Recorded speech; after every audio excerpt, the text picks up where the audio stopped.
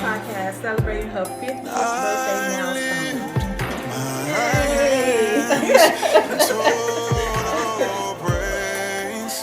Okay. Well, today I am her host for her 50th celebration. Let it all out. Say what I gotta say. It is what it is. Yeah. Celebration. This it And right here. This it right here. I know everybody wondering, like, why did she choose Shawanda? I'm wondering too, like, and I got a question for you. Why did she choose me? Okay, so first of all, I chose you just based on the knowledge of you and who you are. Mm-hmm. I knew you would be a challenge. I knew you would be somebody who would confront me with it all, mm-hmm. as well as hold me accountable for my rights or wrongs in the interview process. And then the second reason why I chose you is because you kept my secret. You was the first person to catch me red-handed, dibbling and dabbling, mm-hmm. In the gay community. And when you found out and we had that phone conversation and I asked you for grace, mm-hmm. to have the time to address the situation with my family and my close friends, you allowed me that. And so in my lifetime, I have had so many experiences with people who I call friends or associates, mm-hmm. that betrayed me and used things that were secret against me, mm-hmm. and you didn't. And that was 10 long years ago. And so I appreciate that, and I'm forever humbled that instead of outing me, you allowed me to come out in my own way and in my own time. I really appreciate that. Okay. So that's why good. I chose you. Loyalty. That's why I chose you. Okay, well, let's get on with these good on questions, Let's do it. Get on questions. And a lot of you have messaged me with the questions that you all wanted to ask. So I just added it along. And, let's go.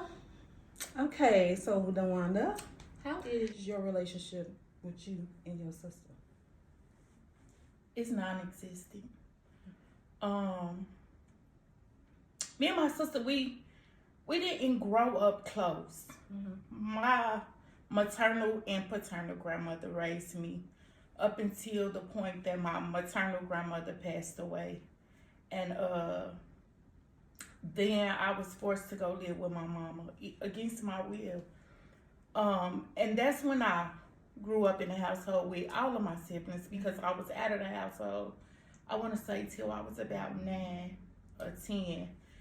And my lifestyle outside of the household was a good life. Like, it was like the life of an only child, because I was the only child in the household. And I didn't know that for years there was resentment there. Mm-hmm. And even being in the household when going into womanhood, a lot of things about my life been negative, mm-hmm. and I've always been able to overcome, just like a lot of things about my sister's life has been negative. And for whatever reason, we never did mesh well as sisters. Like, I love my sister, yeah, and mm-hmm. my sister loved me, but there was always like this existence of, I think I'm better than, or I've always had the ability to overcome, but I'm just somebody who, I don't let life, mm-hmm. beat me down. I just don't. I don't, mm-hmm. let no situations or no circumstances beat me down. Mm-hmm. And for whatever reason, my strength and ability to do that has created a strife. And I didn't even know it existed really, mm-hmm. until recently when my nephew passed, and I went and I did the sisterly thing, and I've always done the sisterly thing no matter what me and my sister may be at odds about. And all our relationship ain't always been negative, but for whatever reason, I feel like a giver, okay. in the presence of a taker. and the standard that has been set and placed on me, I don't feel like I've always got that in return. Now, the support when it comes to my children, as an auntie, yes, I feel like that has always been present, but I don't like that. A lot of times my sister imposed a certain level of respect and standard on me that I don't feel like she ever gave to me. So in this instance, with whatever transpired with my nephew, I was accused of being two-faced. Okay. Because my nephew passed with one of my friend's sons, and my friend's son did not pass. And I don't know the nature to this day of what actually transpired out there that day, but I cut ties really with both that day, the day of the homicide. I was a supportive sister, yes, but I stayed my distance from my sister, as well as I cut my friend completely off because I didn't know how to navigate that situation. So I felt like the best route for me to take would be to just remain neutral on both ends until the case revealed itself. And probably 3 days before the funeral, my sister called me, cursing me out, alleging that I was being two-faced, telling this friend things I ain't had no business telling her, which none of it was true. None of it was true. So I let her go off. And in the phone conversation, which what she was going off in my head, I'm thinking she's grieving. She needs somebody to take it out on. Just be quiet and let her have it. And as the conversation went on, feelings about how I had never been the ideal sister to her began to come out in her conversation. And I had to think about it like, you know what? You're right. I haven't. She was right. I haven't. I haven't been the ideal sister to her because you haven't been the ideal sister to me either. And so I just chose to respect her feelings in telling me about myself, and in knowing I was innocent, I created a boundary, and I'm never going to cross back over that road. I'm agreeing to love you from a distance from now until we meet in the next lifetime. So you don't think y'all would just never, under no circumstances? No. Talk to her again? No. But you don't hate her, but you just choose to... I don't hate her. I love my sister to death. But I'm in a place in my life where I'm imposing boundaries. Yeah. Not just with her, with my children, with my mom, with my extended family, aunts, uncles, cousins. Like, don't come to me if you don't want the real. Because that's what you're going to get. From now on, you're going to get the real. Like, I'm no longer going to hide or cater my feelings because of yours. I've always been the type of person, I've spent 49 years of my life being the type of person that, even though I come off like this rowdy Uber bitch, that's only when I'm mad. I'm very much a pushover. And I'm just making a decision now that ain't no more pushing. Ain't no more pushing for me. You have got to your breaking point, and you choose to deal with it. Yeah, I'm just deciding who is and ain't going on the next part of my journey. I spent 49 years being a fake, being a liar, not authentically being me.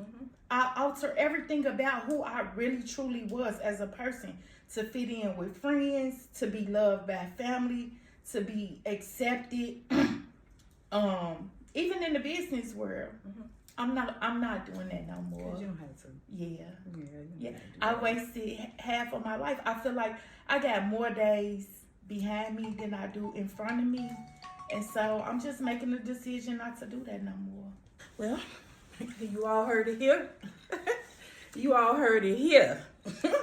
So I don't even know if I should even ask the next question, because you kind of like got a little, deep into it, but it was more about, your sister, y'all relationship y'all had, and I mean, you still love her, but I mean, it is what it is. And so, and you kind of forgiveness. I think people curious because I'm the outspoken one out of us two. And so during that time, back in April, when my nephew passed, I was quiet. And everybody was like, oh my God, like, why you was quiet? And it had just happened with my brother losing his daughter. I was quiet. And I'm like, you okay with your brother and your sister? Like, yeah, I'm totally okay. Like, and Neckbone's situation was a little bit different. His baby mama didn't want me to be a part of the funeral. And all right, I was on my way to New Orleans anyway. So that kept me from canceling my trip. I love my niece. I know what my relationship was with my niece. It's well with me. God rest her soul. I miss my baby. But I don't have to physically be in the presence of a funeral. To me, funerals and weddings and stuff like that, that's the show for the people. That's why I told my kids, like, I don't want no funeral. Like, put some pictures up, have a memorial service, but as soon as they tell y'all ain't no more life in me, gonna shoot me to the cremation. Because the funeral is for the people. So, I mean, I think me just being quiet during that time is what triggered everybody to be like, oh, something going on with her and them. And, you know, I got a few inboxes like, you cool or whatever.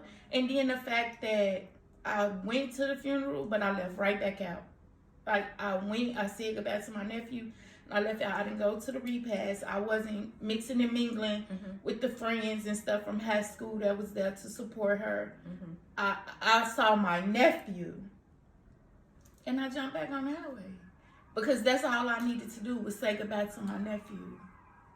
You know, so you close with like the rest of your family members? Like y'all still close, or are you like away from them, staying away from them? Like y'all not? So here's my family dynamic. My family dynamic in my daily life. It's me and my wife. My children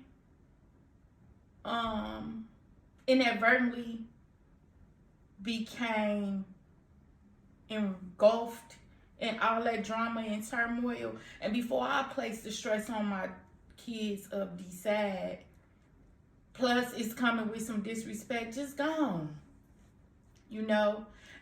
But as time went past, the love and the bond that we had didn't allow us to stay away from each other. So I'm good with my kids. I'm good. Like that really broke me. Like that really fucked me up. Because I grew up with my kids. My kids are the first source of unconditional love I ever experienced in my life. So to feel betrayed by my kids and feel like my kids was put in a position to have to choose a side between their mother and their other family, I was just like, just gone. You know, I wouldn't want to impose that on my kids. So I'm just like, where I am right now, I'm just like, okay with my daily life being just me and my wife because it minimizes the confusion. But I talk to my kids every day now after going like 3 months of not talking to them really at all.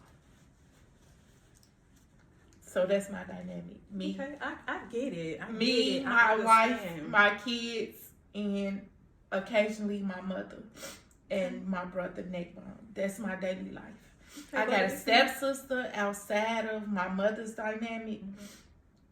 I talk to her on the regular. My daddy's daughter. But that's about it.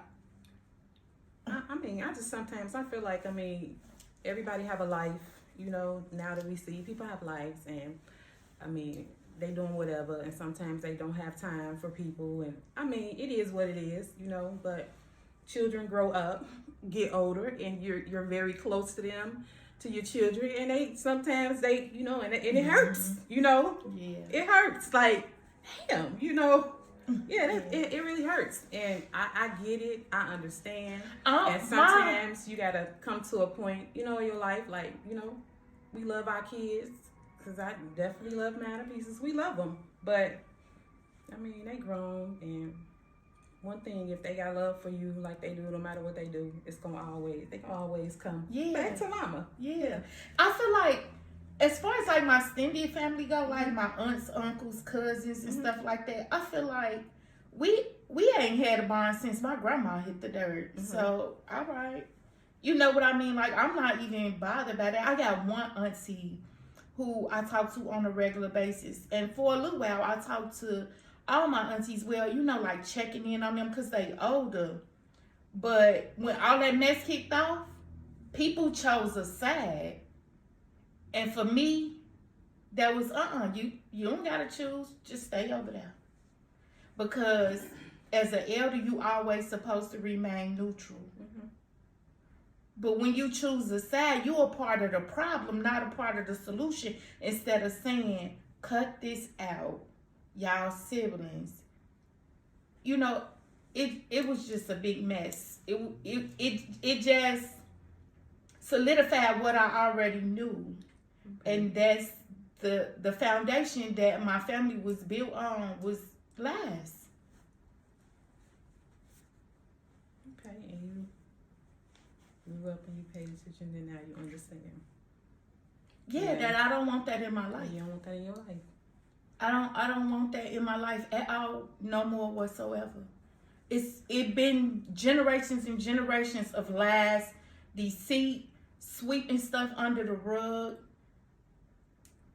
abuse, being ignored. I have family members that's half crazy, battling demons that the family imposed hurt on them. Like, no, that's not gonna be me. Like, I can't go to my grave like that. Like, that's not gonna be me. I can't do that. I would rather be done with them all. And it's okay. It's okay. Yes. Yeah. Them the words I live by now. It's okay. Yeah, it's okay. It's okay. Hi, bye. Yeah. It ain't that I don't love them. Like, I love them. They my family. You don't get to choose. I see you. I run into you. I'ma speak. Hey. Yeah. Hey. Yeah. But that's okay. It. That's as far as it's gonna go. And I mean, I'm a firm believer. It's okay. Okay. Yeah. I mean, okay. Y'all heard enough of the family and how she feel and everything. So we're gonna make it a little bit. We're gonna go a little bit deeper. Okay. We're gonna go a little bit deeper. Okay. I feel like I'm gonna need another drink. I'm gonna feel like I'm gonna need one. Well. I'm gonna go to this one before I go to these. If I get this out of here. So, it's a lot of people care for you. You know what I'm saying? You know, and there's a lot of people that don't. Why do you think that? I think the people who care for me because they were able to genuinely see my heart and they were able to see past my bull crap. Like, oh, she this way because of this or X, Y to the Z, right? The people who care for me are the people who have been able to break down the guard and get past the broken place. And me reveal my true heart. Like, you got to think about it like I spent almost 30-something years being fake, being a shit starter, being a liar, being manipulative, stealing people men in the worst way. Like, I'm a gut puncher. I'm very revengeful. And I did not have a sign of forgiveness in my heart until I was in my early 30s. So it didn't matter to me if you hurt me when I was 16. When I get the opportunity, I'm getting my lick back. Ain't no eye for an eye. Ain't no do it Jesus way. You getting this work. The first opportunity I get, I don't care what way I get you back. I'm getting you back. Like, I spent so many years like that because I've been dealing with betrayal ever since I was a teen girl. And I just built up this hardcore exterior to protect my heart that made me be like a bad friend, a bad person to know. And I wouldn't have liked me either. I didn't like myself. Like, I wasn't doing this because I enjoyed it. Like, I had some stuff going on that I had hid deep down inside of me, and I just took that out on everybody else. When you hurt other people. Yeah. But I didn't know I was hurt. Everything I ever went through, from young all the way into my early 30s, I just packed it all down in there. Layer after layer after layer after layer. And with each incident, I became more and more and more of a no good person. Yeah. I mean, yeah, because it's all packed in. That's the truth. Like, this all I know right and now. So I took it out on. Yeah. I took it out on them instead of taking it out on the people who actually hurt me. Well, some of them did get theirs. I can't lie. Some of the people who did hurt me, I did get my lick back. That is what it is. But a lot about me was lies. A lot about me came from people playing in my face like they my homegirl or they my friend. And then they'll go back and tell somebody who they know don't like me some, lies and stuff like that. Like, so, a lot of people who already knew I was a no good, low down person just added to that in their own context. I hear stuff like, what? I never said that, or what? I never did that. That go for dudes too. Because I was an avid player in the game when it came to dudes, a lot of them lied on me. Like, I'll get on a pillow with somebody for real and he'll tell me, so so-and-so say, I'm like, what? Come on, man. The people who hit me ain't gonna never talk about it because they ain't gonna never want nobody to know what they paid. And that's the best way I could sum that up. And the people who don't like me, they don't like me because of where I was in my life. And I done a lot of people wrong. And for that, I apologize. Okay. But I was broken. And I didn't know I was broken. So did you ever actually, are you just apologizing now? Or have you apologized to these people? Certain people got personal apologies from me. Like people who is stuck with me got personal apologies from me. But I feel like it's only one person out there in this world who I know, and I never got the chance to, because the first opportunity I bumped heads with her again after the hurtful situation between me and her was at her son's funeral. And gosh, who is these people who sent these questions? It's Tyranny Lewis.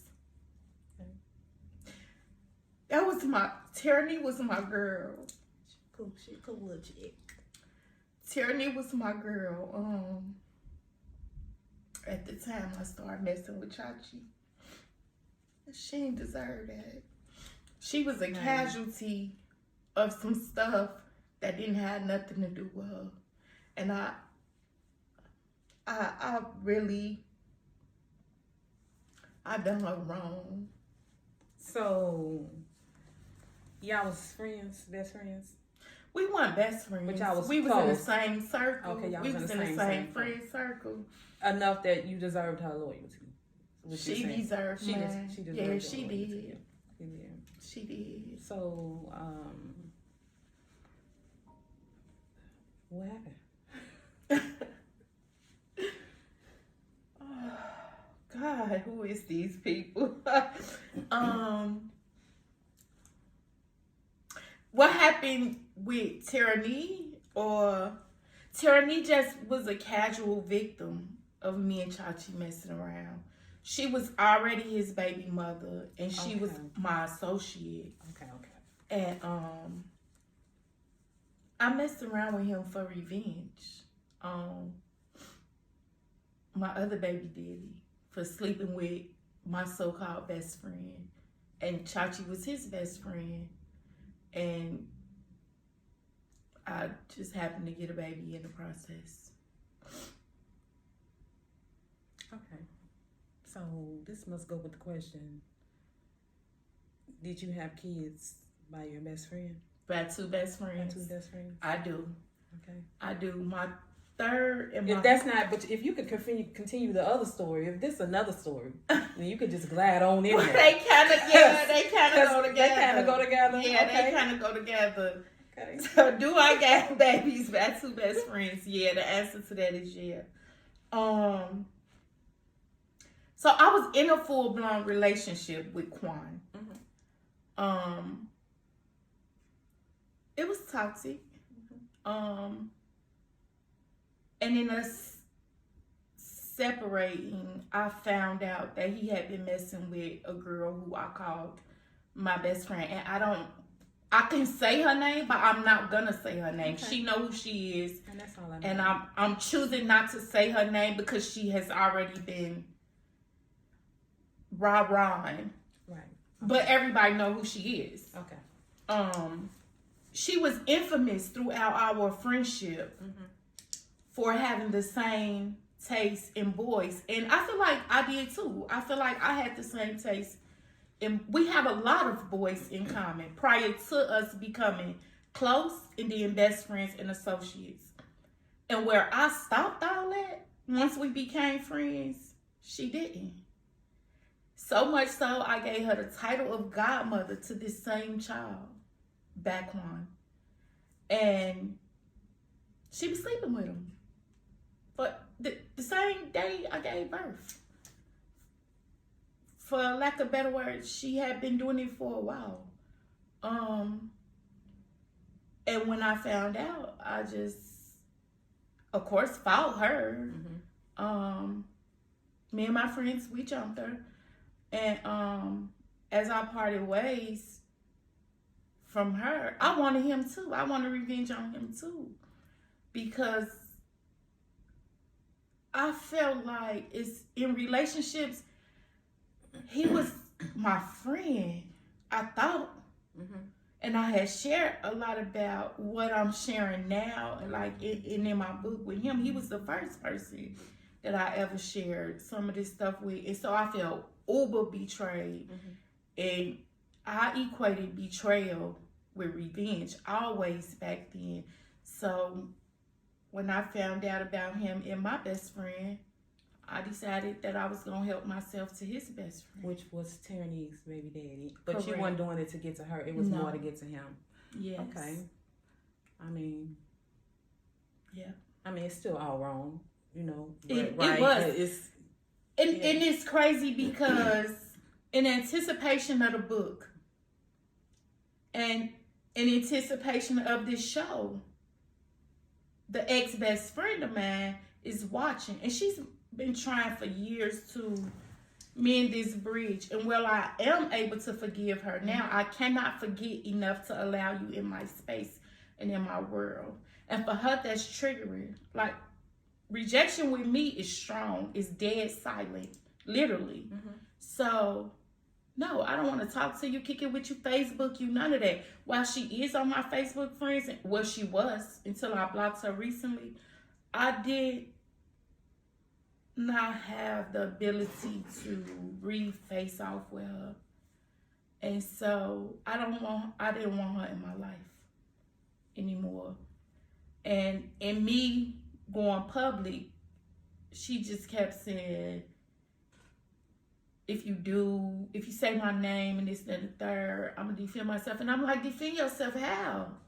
And she said, you did it to me first.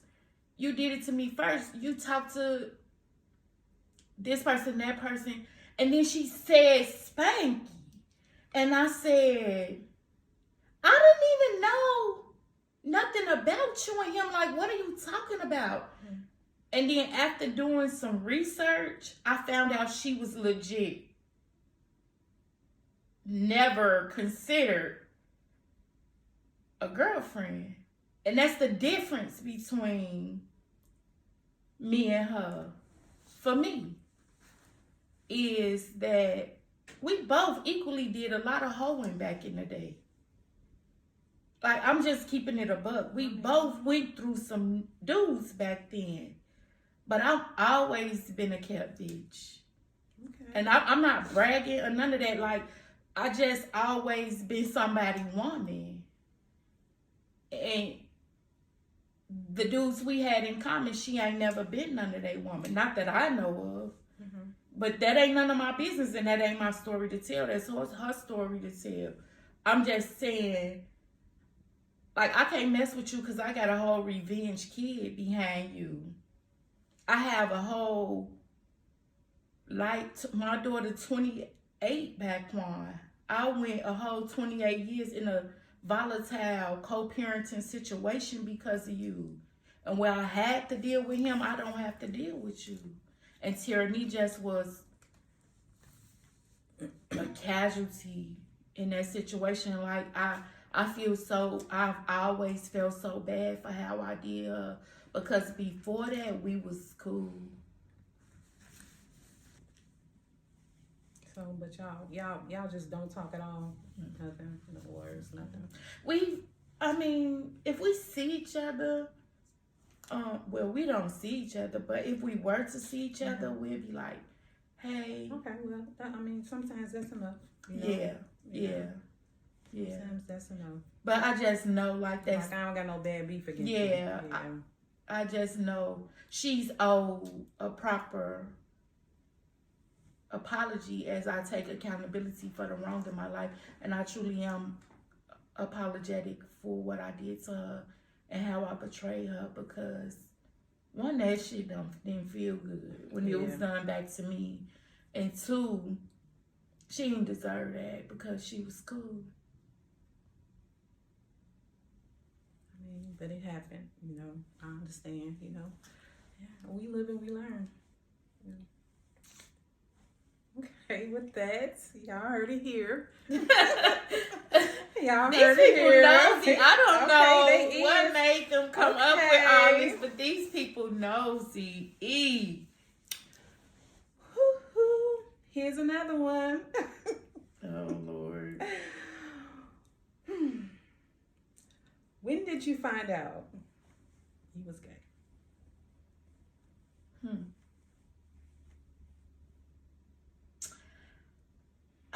I never identified as gay until I fell in love with Dorothy.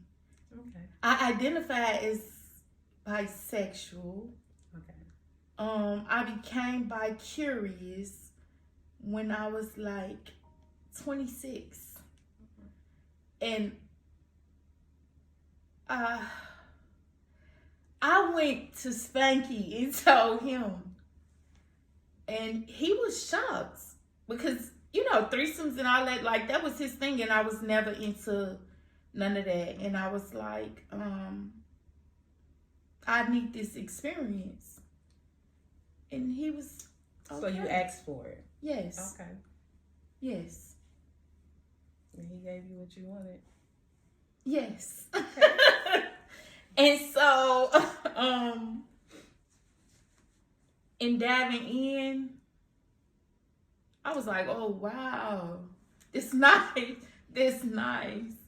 And as I sat on it and thought about it, I continued to revisit a place where I was 4 years old and I was molested for the first time by somebody we called aunt.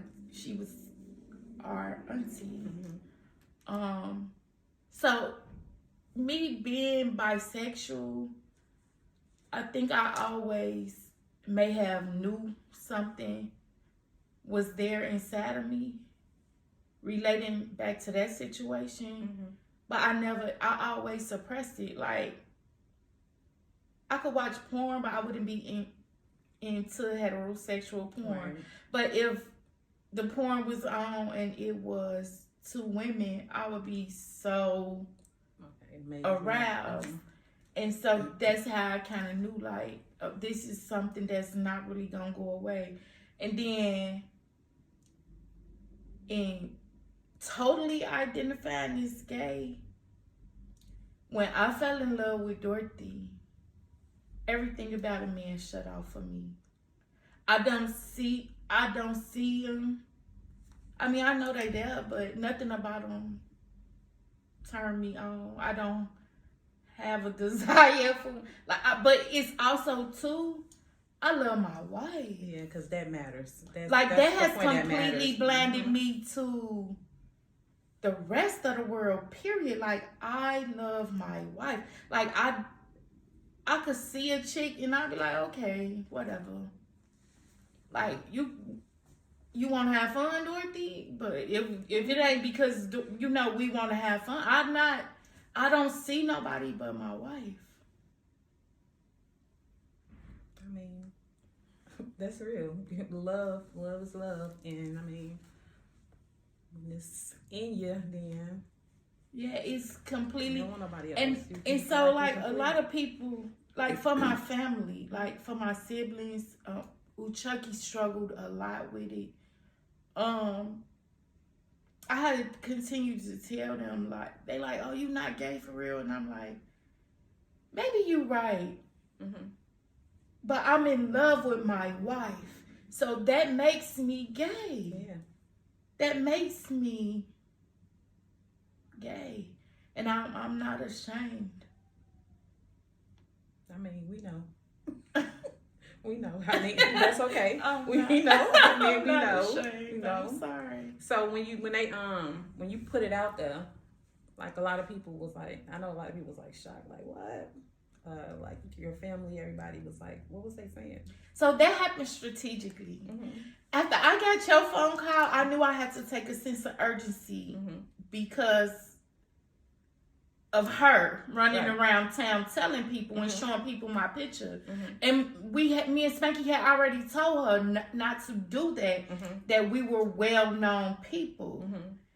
And she did, of course, you know, she did it anyway, which is how it came to you. So I knew I had to, because it wasn't no telling who else this person had told. And so I did it strategically by completely deactivating myself from social media. And I took my time to handle my family behind the scenes first.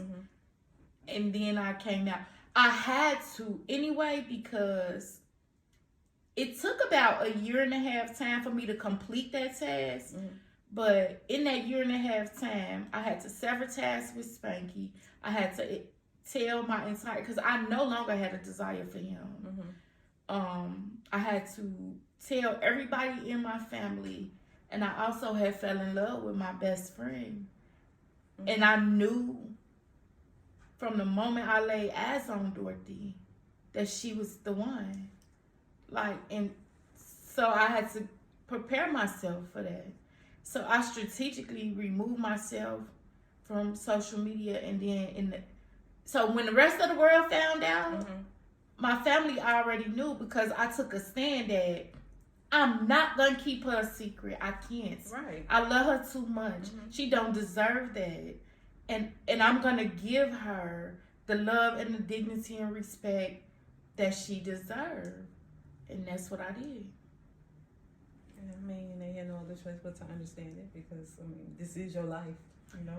For Chucky, my kids was like, oh, girl, gone. We been knew that about you. Like, you know, you think we don't know why you occasionally got a chick over here. I mean, once you make it through your kids, understand, it's like, like okay, my the world kids, don't matter. my kids was like, oh, girl, all right, we knew that. Because them kids can be something else. So, yeah, that's a good thing. My kids, because we talk openly about stuff like that. You know, before I even came out, you know, they talked to me about stuff like they had got it, they self-involved in. And so my kids was like, all right, girl, whatever. Float your boat, you know. And my mama was like, oh, yeah, girl, I've been new too. It was harder for my siblings and my stepdad more than it was my mama and my kids. I just think they didn't want to accept it. My stepdad kept saying, who hurt you? Him and Neckbone. It was, who hurt you? What the world gonna think? What the world gonna say? And I had to just stand firm on, nobody hurt me. And I don't care what the world think. And they gonna kept saying, they gonna judge you. And Oh my God. I said, you worry about them judging me or you? Or like, is you worried about hearing what they gonna say about me? Because I'm telling you that I don't care. I don't care what they say. Like, this how much this means to me. And Chucky, he was so fed up with trying to talk to me about it that he had his mind made up that he was gonna come to my wedding and stop my wedding. Like, when I saw him, and that whole story would be in the book. When I saw him, I was so emotional and full of tears and happy that he came, because he had protested it the whole way through. Forget you, I'm not coming. Yada yada yada. So for that knock on the door while I was putting my dress on to be him, I was moved to tears, not knowing until my reception that he was there for a whole nother reason, but actually seeing me in my dress and actually being able to see the love in my face when he came in that room, he couldn't do it. Okay. That's wonderful to hear. So I ain't gotta ask this other question because you done already ran into it. Tonight's episode of Simply Winter the Podcast has been brought to you by Love Those Legs Treats and Apparel. Love Those Legs specializes in custom treats, apparel, as well as party event decor. If you are someone interested in any of those things, please look them up on Facebook, and her business info is attached. Girl, like, really get comfortable. Okay. Part 2. So we're back with part 2 of Shawanda's 50th birthday celebration. Tell it like it is. Moment. Okay, and y'all heard it from here. Now y'all about to hear it again. Before I come back with these deep questions, because Lord, they gonna get deeper. I got some deep questions. I'm talk about the positive things that's going on in her life right now. Let's talk about that. Okay. Positive things that's Let's going on. go. Because you getting down, you always doing something. Let's go. I'm like, she always doing something. But, let's get to it. All right. Let's talk about law school. Let's talk about it. What made you? But I can see you being like a public defender or something. Never. Yeah. I would attorney. What, you want to be an attorney? I am gonna be a criminal defense attorney, but I would never work for the state. The public defender works for the state, even though it appears that they on the side of the defendant. Mm-hmm. They in bed with the state, like they work out plea deals and stuff like that together to, one, save the state money, and two, get the case closed and the charge pushed through at minimum expense to the state. A lot of times public defenders get people in deals that they never should be in. Like, that's not me. That's not who I am. That's not where I came from. I didn't have all the knowledge on what prosecutors,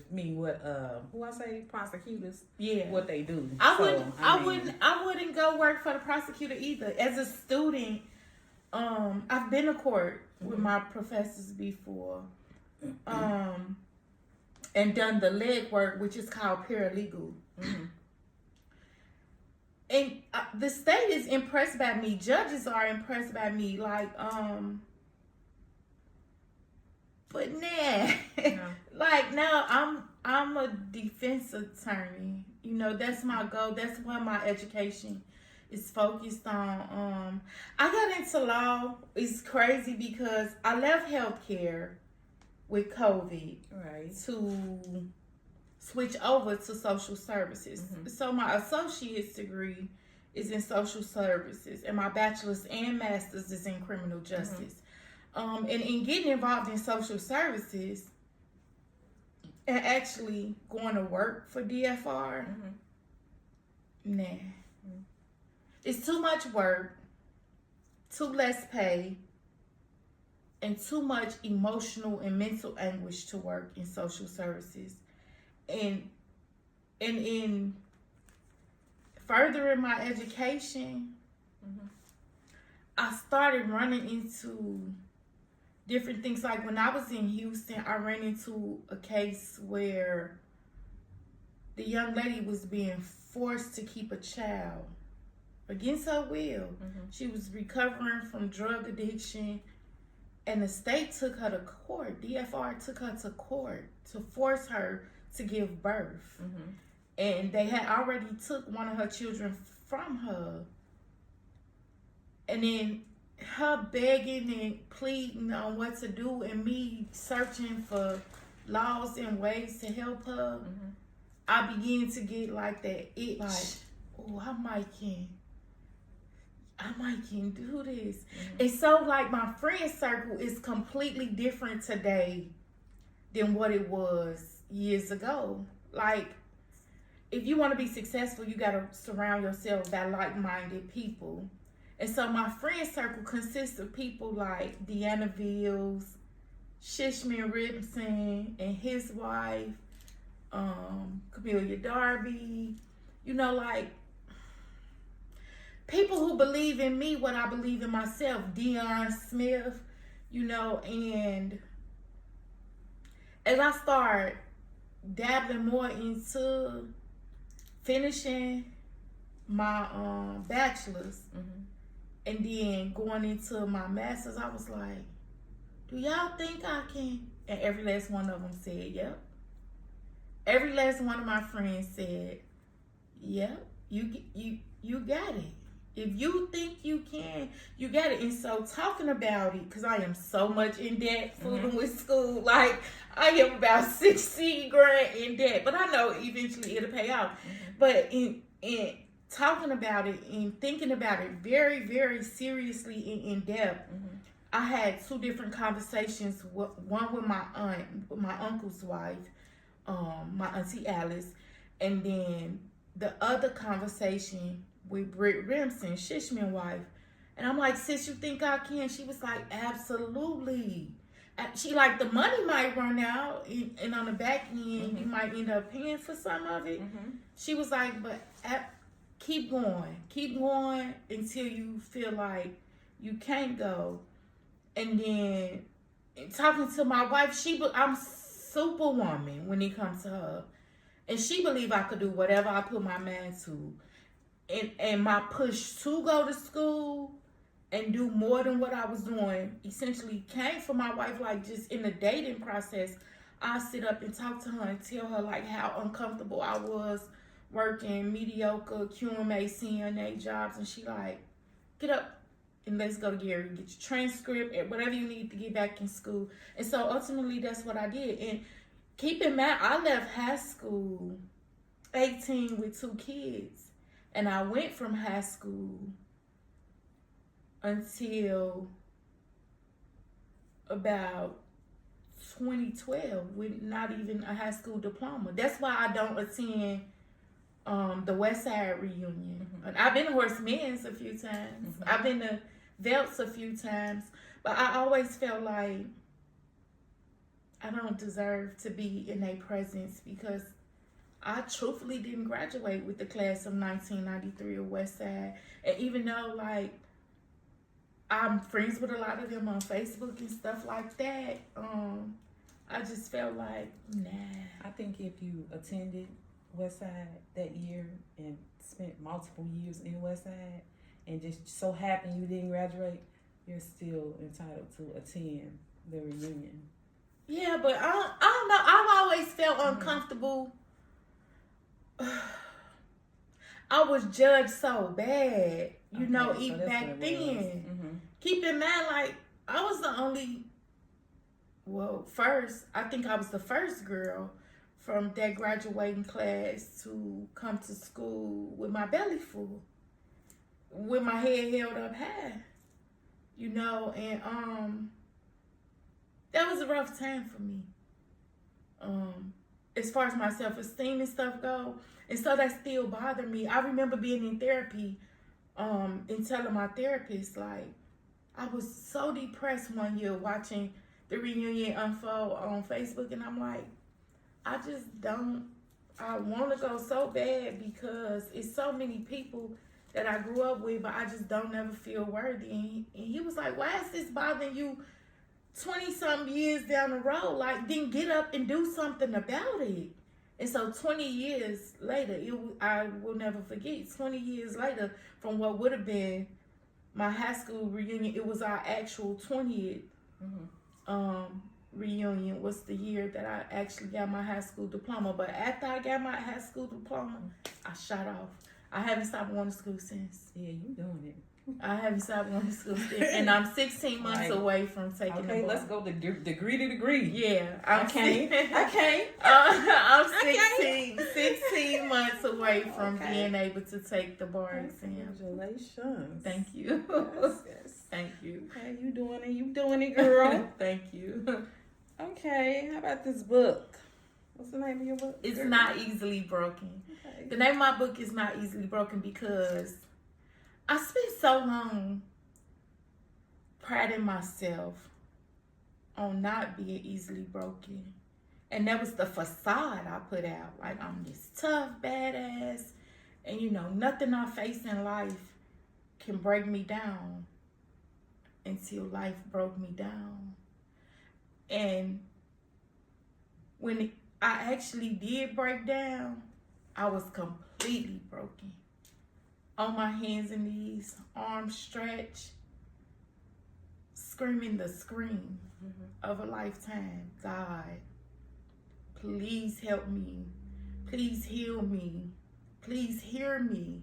Please get me up. Please relieve this pain. Like, the pain I felt in a broken place, I could easily see how older couples, when one passed away, the other one go after them because the pain of their heart is too heavy. That's the pain I felt in my heart when I was in a broken place. But I also found out in a broken place that I wasn't healed from none of the stuff I claim I wasn't easily broken from. So that's how I came up with the title, Not Easily Broken. So that book gonna be deep. It is. When does it come out? February 2025. Like, I'm in proofreading of the manuscript, but it's completely done. And they leave me at the end of the month to go to print. Congratulations It's again. my baby. Congratulations again, y'all. She doing it. What else you got going on? Because you always doing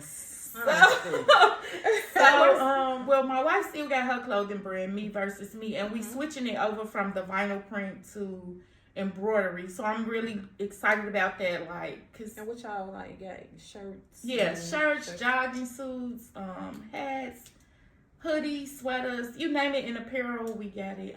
We get most of our stuff wholesale out of Houston, and then we print it up ourselves. But this time, in revamping that brand, we want to do something different and actually get the logo embroidered. So that's February, March-ish, that we plan to like get our first set of them out. I got a new brand that I just did as I developed my Christianity and my walk with God, called 2% of God's name is Go. Like, if you got God in you, you can do anything. Amen. Anything you set your mind to. And on my journey of healing out of the broken place, I can't give credit to nobody but God. Like, I don't supposed to be where I am today, but I clung to God as I journeyed through that hurt a lot. Like, I go to church every single Sunday, wife in tow, and sometimes my kids and grandkids too. I go to Bible study every single, like, if it ain't no Bible study, I be livid. I meditate in my word twice a week alone at home, because I feel like when I forget about God, I left myself open to Satan. And God forgot about me in return and let Satan attack. Everything we say, oh, it's the devil, ain't the devil either. Right. Sometimes it be us. And I feel like I got in my own way because I totally got so arrogant in success that I forgot how I got the success. I got arrogant in my marriage. I got arrogant in my motherhood. I got arrogant in my finances. I got arrogant in my day-to-day walk. And just like that, it all went away and I was broken. He'll give it to you, and then he'll take it away. But the good thing is you can always get it back in again. Yeah. You can always get it back I'm talking literally for hours. And I had been navigating because the broken place hit me during the separation with my wife, and that was really hard for me. We gonna get into that. That was really hard for me. And so I tried to put on that fake demeanor. All right, whatever. I got it.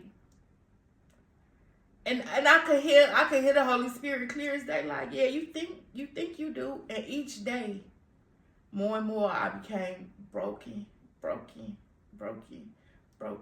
Until finally, I'll never forget, one night I had got off work on a Friday. And it was like right after Tamika died, Tamika Thornton. And I hadn't really grieved her. She's like my play sister, my baby play sister. And I was just sitting in my bed. And I couldn't sleep. And the more I tried to fight to sleep, I could literally feel my heart just breaking. And to the point where I kept trying to sit there and be tough, and I kept hearing the Holy Spirit like, we can go hours like this. If you want to keep acting like you ain't gonna acknowledge my existence, and I'ma keep crushing you. Like I'm telling you, like I had a complete situation going on with God. Until I finally just broke out like mad, like I'm talking to a person. Like, what do you want from me? Like, what do you want from me? What do you want me to do? What do you want me to say? What do you want to hear from me? What do you expect me to do? How do you expect me to handle all of this going on at one time? And as the tears start falling and the anger starts subsiding, I fell off into what God needed me to fall off into. And that was, Lord, I'm sorry. I'm sorry. I forgot about you. I mean, he's a forgiving God. Very forgiving. So yeah, I've been cool since then. I've been cool since then. But I really just needed your attention, young lady. yeah. And it's like, boom. Once he got my attention, everything else been there. Stop it's been playing with me. the perfect church, the perfect bishop, the perfect church family, the perfect worship, the perfect praise. I'm where I need to be. I'm finally happy with where I need to be. One of my cousins had told me before, because several of them preachers, and I'm not going to say the one that said it, but my prayer didn't have no power. I will pray him out of the box right now today. I will pray him up out of the box. Like, I don't care where I'm at, what I'm doing. Like, I be in my car. If it hit me in my car, I'm going to go right there in my car. Okay. It's good. God first. He makes the day go round. Yes, he do. Okay, let's get into this one. I don't know if I want to get into this one or this one. Let me get into this one. There's rumors going around saying that you was charged with murder, like maybe killed your uncle or something. So that's true. That's true. Okay.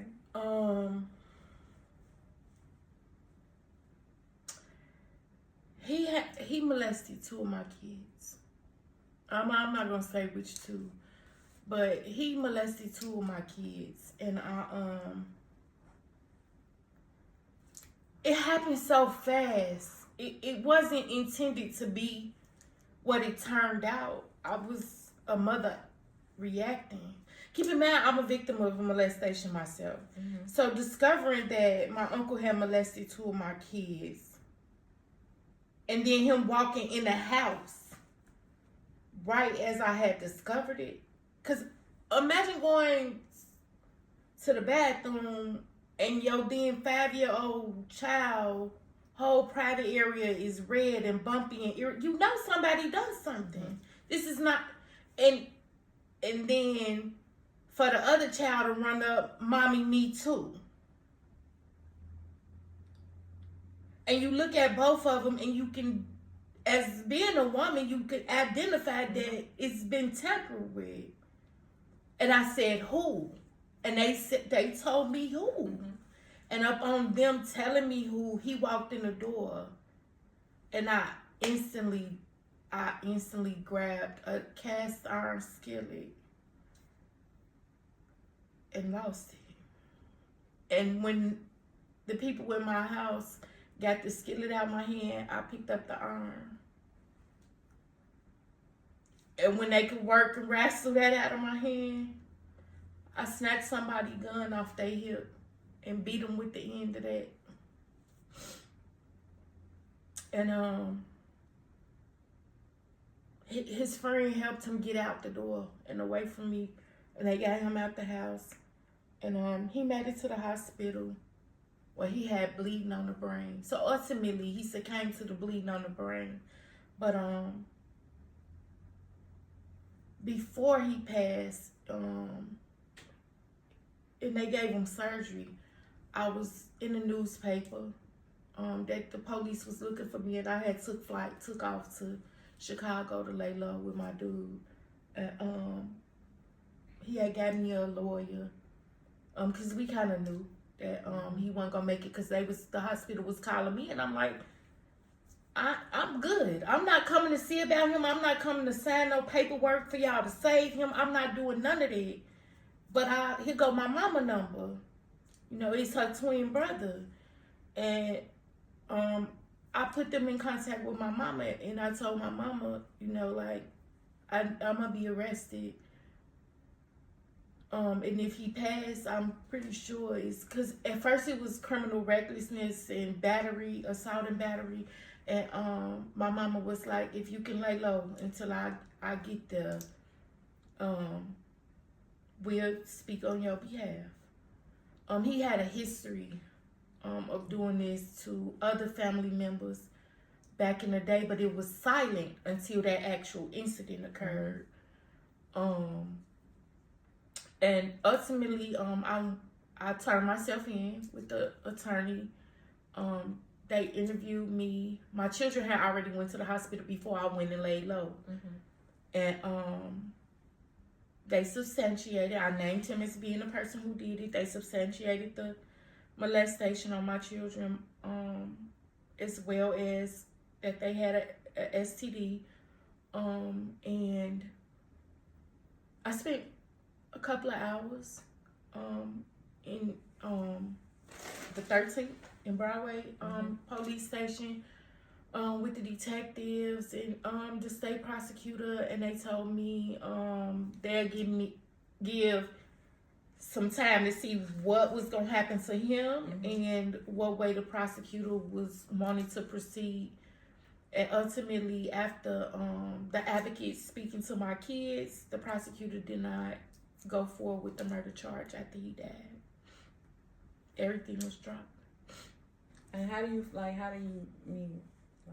did you feel some type of way after that? Yeah. At first I didn't, because I had so much hatred for molesters based on the fact that I've been molested by 3 different people, 1 woman and 2 men. And that's ultimately what built it up. I made a pact before I even had kids with my sister. Like, going through that, like, when I have my kids ain't never gonna have to face the person who did something like that to them. You know, I'm gonna believe my kids, whatever. You know how you just talk as a kid, not even knowing that one day my kids would have to face something like that, and I really would do what I said I was gonna do at 12 years old. And I didn't do it intentionally. Like I said, like, did I mean to whoop him? Yeah, I meant to whoop him bad about my kids. But did I mean to? No. Because taking a life is final. I took something from my mama and her siblings that I could never get back to them. And that bothered me because twin love is different. No matter how messed up he was, I know that hurted my mother a lot. To even have to stand by me as her daughter after I did something like that. But she did. My auntie and my uncle, their oldest brother, they did as well. They all stood by me and made sure, you know, that I was able to continue to raise my children and not subsequently be charged with murder. So they kind of... I worry now about, as I know that this life is not it, and I gotta go through judgment. So I think about what's gonna happen when I face God. Yeah. More than I think when I think about that situation, more than I do anything, I think about what is he gonna say? The Bible was clear, thou shalt not kill. What is he gonna say? Like, but that's I got regret about the way I handled my situation. Yeah. I mean, you can't go back. No, Can't go back. but as a mother, I probably would do it again. Yeah. Definitely. Definitely understandable as a mother. Yeah. For real. Especially seeing my babies like that, I probably would do it in the same manner. Right here. So, this must be something you afraid to ask me. Or no, it's not that I'm afraid to ask. I'm not afraid to ask it because, I mean, it is what it is. Thou shalt not judge. we listen and we don't judge. We listen and we don't judge. Okay. Here we go. So, you went through something. Infidelity. In marriage. When you found out, your wife was cheating. Tell me about that. I'm not as much of a victim as everybody saw play out. Let me be clear about that on Facebook. I had been changed and different for a while leading up to that situation. I had been mean. I had been disregarding a lot of her concerns and issues in our marriage. And ain't no marriage perfect. Right. I had been pursuing my own happiness and not thinking about we. Okay. And I also opened up the door to that because I got a history of inviting people into my bedroom. And I opened up my marriage to that. And I guess at some point it came a time where she got tired of continuing to tell me this bothering her or that's bothering her. And so she stopped telling me and she just went to do whatever she went to do. I was pissed. I was hurt. Because we so much are best friends.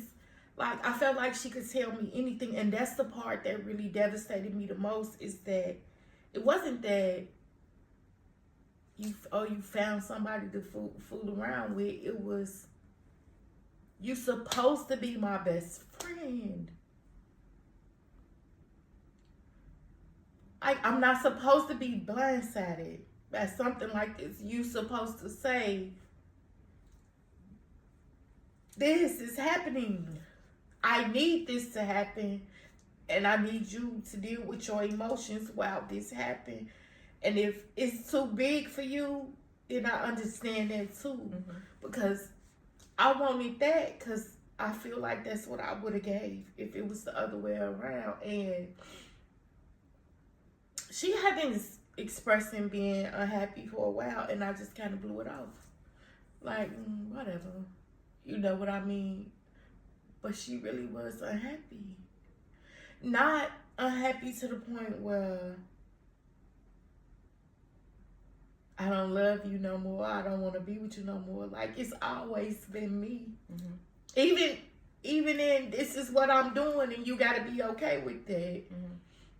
It's always still been, I love my wife. I'm not leaving my wife. Mm-hmm. But this is what I'm so miserable. This is what's going to happen. Mm-hmm. That was hard for me.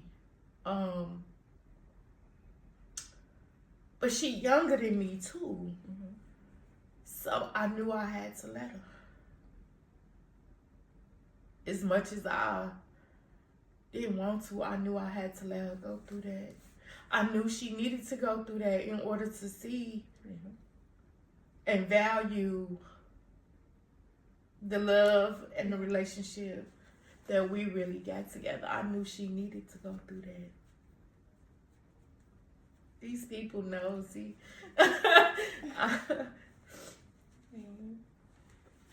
So, I mean, okay, which is okay. That's, I understand everything. I don't care who don't understand, I understand. You know what I'm saying? I don't care who don't understand. I know you don't. Because she's here. Right. You know what I mean? Like, it is what it is. Listen. I mean, I went into marriage thinking if this was a cake, a walk in the park, it was just a ring and a piece of paper. I mean, I'm already her girlfriend. I've been her friend 2 years before being her girlfriend. So I went into marriage thinking it's no big deal. It's just me getting the last name, a ring, and a piece of paper to go along with it. How complex could it be? Marriage is a whole different monster. It's a whole different monster, especially when it's like us. Like, we got a soul tie. Like, when I'm sick, she can feel that in her body. When she going through, I can feel that in my hers mostly emotional. Like, we feel what each other feels. So it wasn't as easy as, oh, you up getting away, I'm finna go. No, I thought it was. Like, I really thought it was. Like, I'm so dumb. We lost our house and everything because I'm like, fuck this. I packed up. I moved out. Oh, okay. See, yeah, but it's always going to be us. Mm-hmm. It's always going to be us. And it took for us to go through that to realize, like, we chose this. We chose these vows. We chose this commitment. And nothing and nobody else is going to compare to her for me.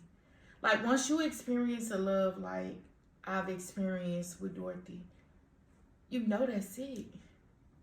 You know, like, if it don't work, I'm not interested in dating nobody new or nobody else again. I just to be single. Yeah, I feel it. So that's why I'm at with it. Take it all the way to the end.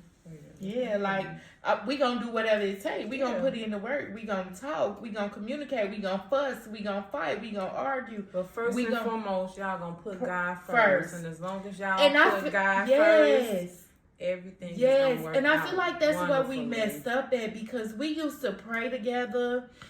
I used to pray over her. Like, Dorothy wasn't even like a real big prayer. Mm-hmm. Like, girl, Dorothy, you break out praying now. I be looking like, I mean, a lot baby, of us that's you. Yeah. But once they get in, I'd be like, she like, girl, yeah.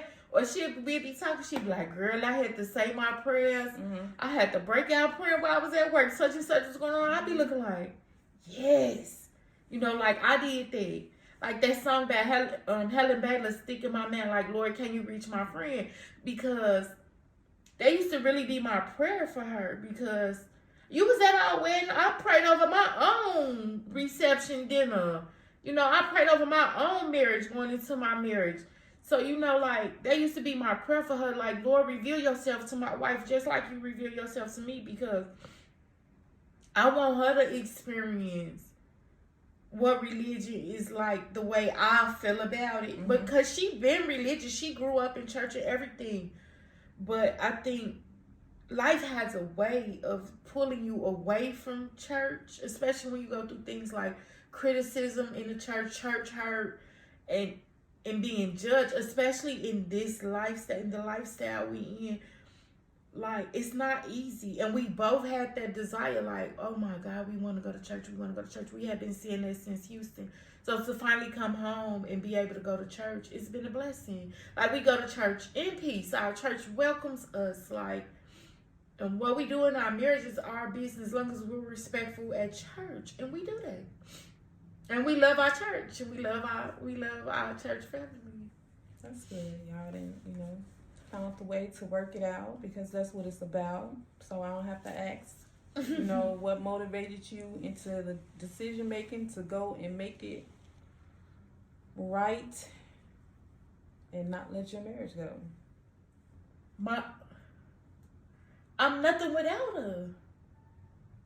Not in the sense that I feel like she made me or break me. Mm-hmm. I'm nothing without her. She is the love of my life. Like, that's your youth. That's my person. Yeah. I've known she was my person from the very first day I laid eyes on her. I couldn't even stand her. That was a part of my wedding vows. Like, I could not stand her. But it was clear as day in my face. I'm like, are you tripping? Mm-hmm. Like, my person, I'm not even openly gay. Mm-hmm. And I heard the Holy Spirit clear as day. Like, that's the person.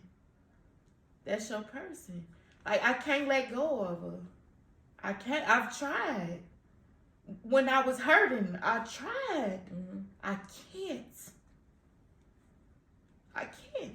It was meant for y'all to go through, People been through worse. I mean, of course. When I talk to my mama, like, I love my mama. Like, my mama, my best friend. I'm so proud of where me and my mama relationship at today, because it ain't always been there. Mm-hmm. Where we talk openly, like the way we do, like, and got a real good mother and daughter relationship. And when I talk to my mama about my marriage, I tell my wife everything. But, like, when I talk to my mama about my marriage, I tell her, like, I'm nothing without this lady. Like, I appreciate the love. I appreciate the loyalty. Mm-hmm. And yeah, she messed up. We messed up our marriage because I played a role in the breakdown. Mm-hmm. I didn't cheat. I didn't go out and find nobody else, but that ain't the only thing. That's the only thing that tears up a relationship. No, and that's not. It's not. Like, you got to think about lack of intimacy, lack of attention, lack of priority, lack of communication, financial issues, and then not to factor in, I went totally paralyzed on her. She had to take care of me and nurture me and go through all that with me with a tumor in my back, and she was right there. Think about, and we was away from family going through that. All that contributed to what happened with us, And I tell my mama, as long as the good outweigh the bad, I'm going to continue to press forward in my marriage. And the good outweigh the bad. Yeah, we go through some shit like anybody else. But you're supposed to. I mean, everybody go through things. And, I mean, I've never been married. But, I mean, if you go through them, like, you're going to go through things. And if you don't, I'm gonna leave her and meet Sam or Sarah and have to start all over again and learn new stuff. No, I'm cool. I'm cool. Yeah, I'm cool on all that. I rather the effort I'm gonna put into trying to figure out something new. I would much rather improve on the things I need to improve. I'm still today a work in progress because my wife a nurturer, a provider, a protector. and I'm independent and strong-minded, a pit bull, and sometimes that don't work out. Damn Sagittarius and Leo. Yeah, That's what y'all yes, a Sagittarius and a Leo. Yeah, so it's just like, whoo, sometimes it gets rough. But, you know, I know my baby love me, and I love her just the same. And I know that I can trust her. And I think now we both learned a valuable lesson going through that. It's just like, we both was quiet about stuff that was bothering us. And now we both got a voice. And we both use it. No matter if the other person like it or not. And yeah, sometimes we got to walk away. But we both use our voice now. And I think that's conducive to us knowing, all right. Yeah. Now we can get some help to help us navigate the tough conversations and then do the work to figure that part out. And we'll be okay. I made the hugest mistake of going public and involving people. It don't even matter that it was family. And close, because I got close friends. She don't have close friends, but I messed up because it was like I already was the lighter fluid to the situation.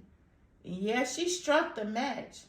But here I go adding more fuel to the fire that involving all these opinionated people. And people are so weird. Like, people love failure. Leave. Because that's a lot of people, that'd be the first thing that they tell people is leave, or it would never be me, or this, that, and that. People don't know it would never be them until they actually in that situation.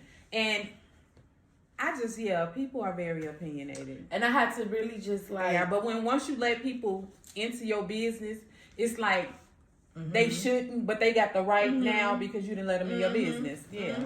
And then once I closed that back off completely, we was cool. We was able to work through stuff on our own.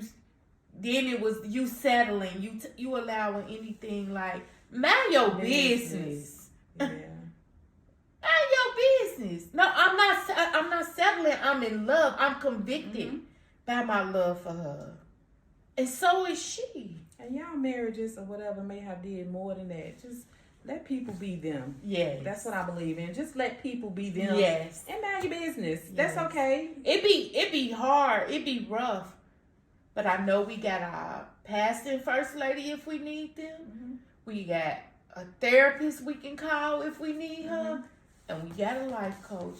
We good on guess people. What? First and foremost, though, you got God. Yeah, y'all got God. Yeah, we good on people. Yeah. We good on having other people in our marriage and in our situation and in our problems. And that, like, when we go through stuff, like, it's... Yeah, be quiet. We just got to sit in the house and go through it together. Without anybody else. Yeah, and let everybody in your business. Because Yep. as you see. Okay. Well, let me ask this last question. I don't know if they got it all wrong or whatever, but I'm going to ask it. You can tell me if it's right or wrong. But did you have a baby by Spanky cousin? Aaliyah. My Chachi and Spanky is cousins. Oh, yes. These people know. All right, so.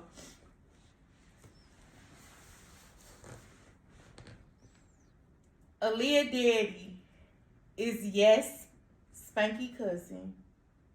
And yes, my other baby daddy best friend. Spanky was a complete accident. Me being stinky fast. Meeting him. And it was in my heyday.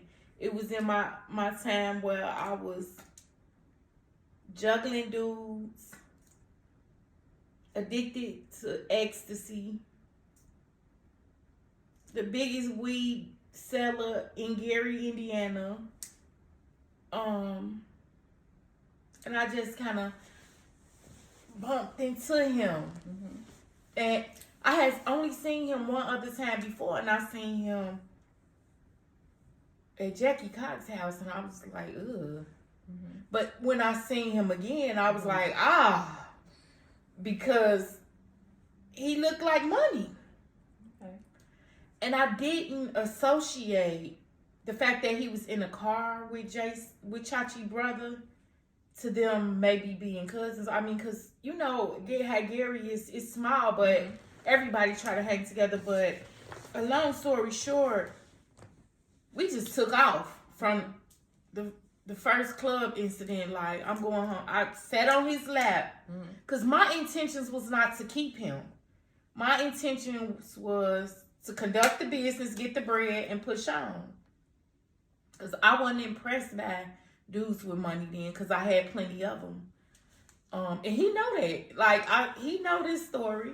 But it didn't happen that way. Because in conducting the business, we continue to conduct the business. And as the more you see a person, the more you cling to them. And before we knew it, we was gone. We didn't know nothing about each other besides, I'm the one that he's spanky. He got bread. I need the bread. Let's hook up. Okay, just like that, huh? Just like that. We didn't know. He didn't know I was Chachi baby mama, and I didn't know he was Chachi cousin. We wasn't even hooking up in the capacity where we could even find that up. Right. It was, I'm finna come pick you up. All right. We finna be gone for a week. All right. You gotta pay a babysitter. All right. They just how it was. And the more we hooked up in that capacity, the feelings grew. So from the feelings growing is when I started inviting him to my home. And when he started coming to my house, boom, he saw a picture of my baby on the wall. And he was like, this my cousin. That little baby my cousin. And I was like, what? What? He was like, that's Chachi daughter. How you know her? I said, I'm her mama. He still hadn't been around my kids. He was like, I gotta go. And I can't mess with you no more. And I was like, what? And he was like, I can't mess with you no more. And I was like, all right. But by this time, I was gone off him. And he was gone off me equally. But he took it back to Chachi. Like, I messed up, and I've been messing with your baby mama, blah, blah, woo. And Chachi was like, I don't care about that. She ain't my girl. She ain't never been my girl. If you want to mess with her, mess with her. And he came back. Keep in mind, at this time, I didn't have no love or loyalty for nobody. Me and them 4 mouths I had to feed and the lifestyle I was accustomed living to. And us having fancy clothes, shoes, and me having a nice car, my house plushed out. Like, I didn't have no loyalty to nobody. As sad as it is to say, not even my baby daddy. Who are you? Like, he wasn't a situation where I was in a relationship with him. He was revenge. And even though we was cool before we messed around, and we definitely homeboy, homegirl after messing around, Chachi ain't never been no love interest of mine. It ain't never been no situation where I'm engulfed in feelings for him. We messed around and we had a kid. We still, right now today, just like, what up, nigga? What's up, D? You know, like, when our kid sick, because our kid have a rare form of epilepsy, like me. And her epilepsy attacks her brain and her heart. So when we in intensive care, he go home, go to work. I got her. Then you just come give me a break tomorrow. I'll be like, all right. You know, he'll come right down from Gary and see. Like, we co-parented in a friend capacity. And what people would think we hate each other, we don't. We really just cool. Just like 2 neighborhood kids that hooked up, had a baby, and then we went on about our separate ways. Right. So when he gave Spanky the blessing, I'm sure he didn't think that relationship will last 19 years like it did, and that we would ultimately fall in love. But we was already gone when he said it. So, I mean, out of his respect to cut it off, I was hurt, but I was like, okay, you know, I get it. Like, you want to be loyal to your family. But I didn't care. You look so serious. No, I didn't care. I didn't care that he was. I was gone already after dude, but I didn't care that he was his cousin. Was I supposed to? I was never his girl. Right. I mean, and I don't.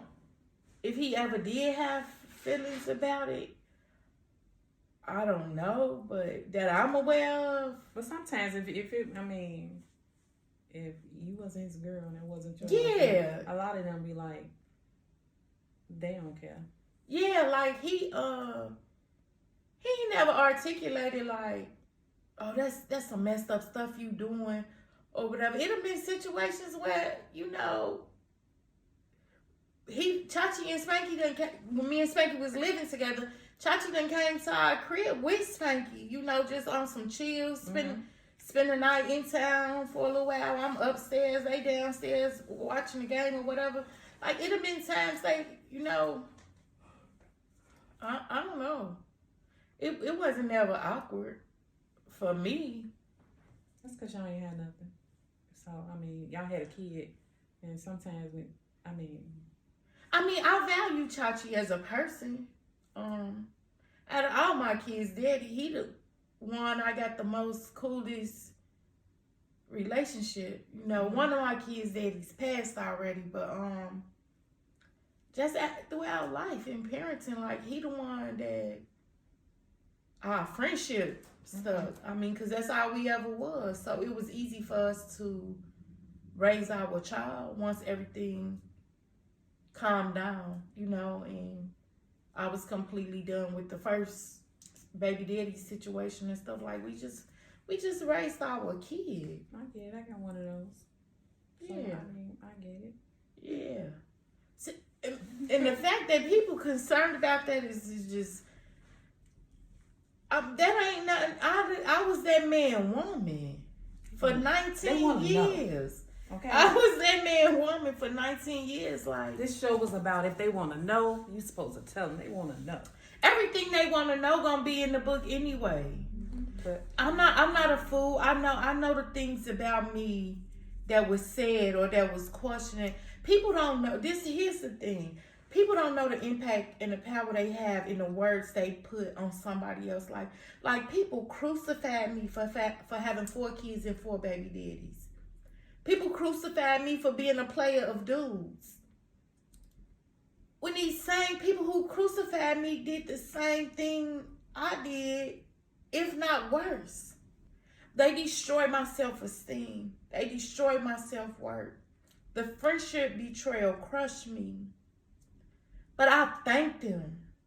I thank them for all that. I thank them for all the times they was behind my back saying, I'm not nothing. I'm not never going to be nothing. Mm-hmm. Because look at me today. Everything they said I wasn't going to be, I am, and more. They ain't mean it. They couldn't. They were just because I'm just walking in my purpose. Sometimes people think that saying cruel things that's just how they feel. But you cruel and convicting me for doing the same exact things you doing yourself. How that work, Craig? Yeah. How that work? Full of judgment. Full of people. The world is full of judging. That's what I dedicated my masters. I don't know. I did a video. You know, I make content now, and I'm pretty good at it. I'm getting paid on 3 different platforms. She's a content creator, y'all. Let's not forget about that. I'm getting paid on 3 different platforms now: Facebook, TikTok, and Instagram. But I dedicated my masters to them because I thank them. I thank them for always judging me as a mother and my children, saying what they wasn't gonna be. Look at my kids. None of them became a mom as a teen. All of them graduated high school. 3 out of 4 is business women. I beat the odds. And they all live on their own. I beat the odds. Yourself on the back, baby. Yeah, I'm telling you, I beat the odds. Mm-hmm. So I thank you. I appreciate it. I appreciate every negative word. because every negative word fueled me to do something positive with myself. I was determined not to be what they said I would be.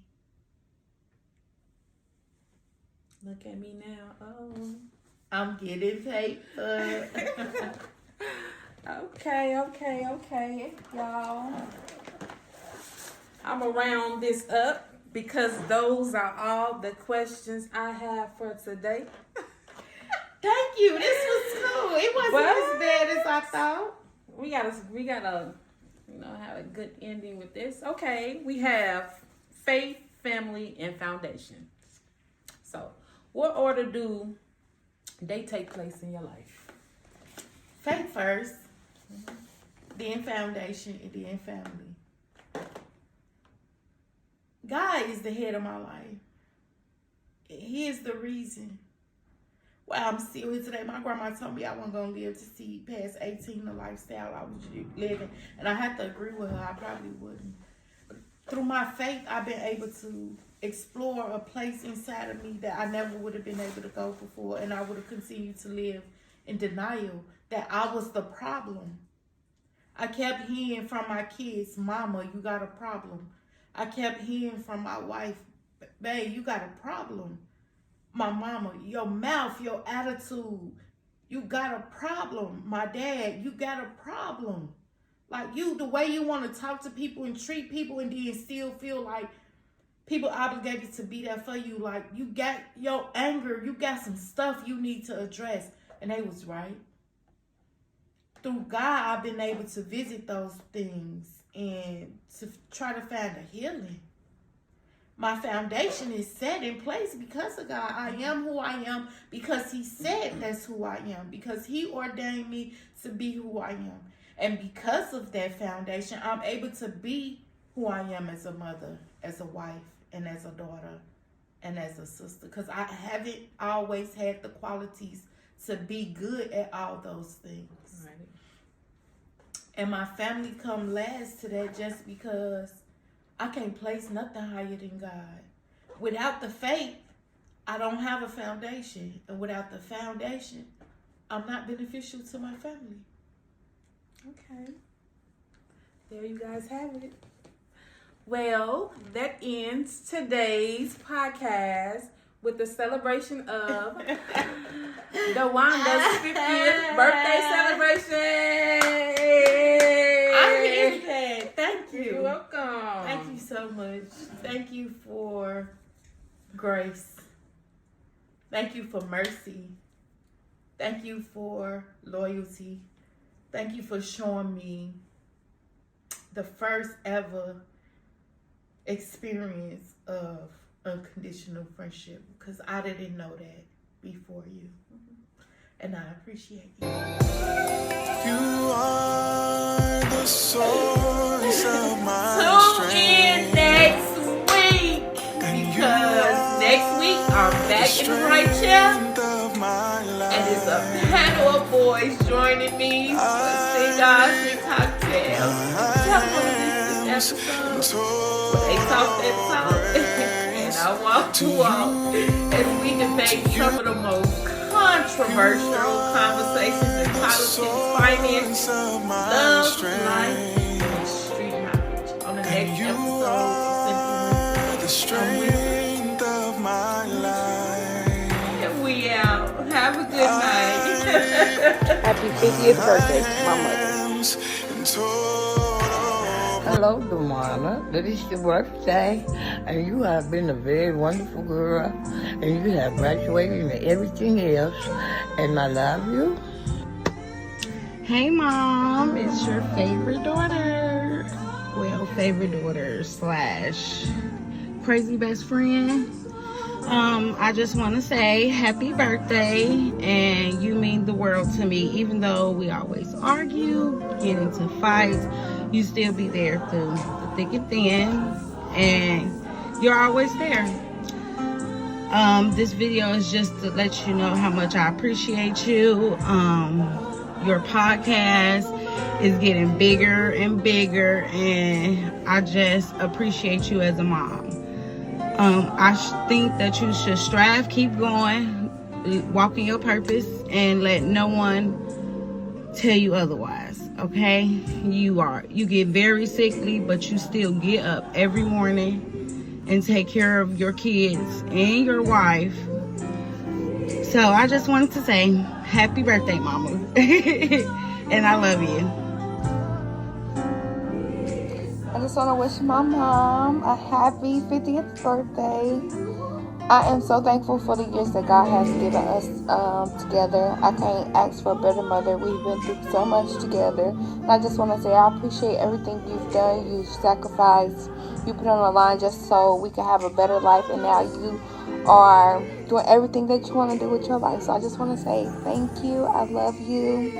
Congratulations on accomplishing all your goals. And I can't wait to have many more years with you. Happy birthday. Happy birthday, Lou. Hey sissy, happy 50th birthday. You have made it a whole half a century. I am so proud of the woman you are. I am so honored to be your sister. After everything you've been through, you still stand tall. You still hold your ground. I love you for that. You are the GOAT. I love you. To the moon and back. Happy birthday. Enjoy. I love you. Well. Look who fabulous at 50. Welcome. I just want to tell you happy birthday. I love you. Keep doing you. And welcome. It's fun over here. It's quiet. It's peaceful. It's positive. And I know you belong. Can't wait. We got many more birthdays to go. Love you, girlie. Happy birthday to you. I don't even know what's about to happen next, but I'm already thanking God for what he's about to do. I can feel his hands around me, and I can feel him telling me just to my course stay true.